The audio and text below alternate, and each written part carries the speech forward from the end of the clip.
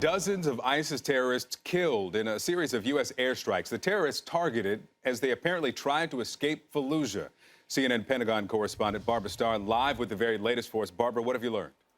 Good morning, Victor. The U.S. says they did strike this convoy of trucks leaving southern Falluja, and it may be that dozens of ISIS fighters were killed. The Iraqis are saying they were also involved in the strikes, and they believe there were hundreds of vehicles and hundreds of ISIS fighters killed as they tried to escape Falluja, which, of course, fell to Iraqi forces liberating the town from ISIS over the last several days.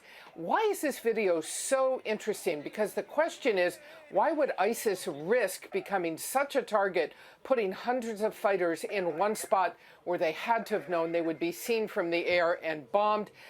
U.S. officials say they think this actually is a real sign of desperation by ISIS to get out of the way. But, you know, there's another bigger picture at play here.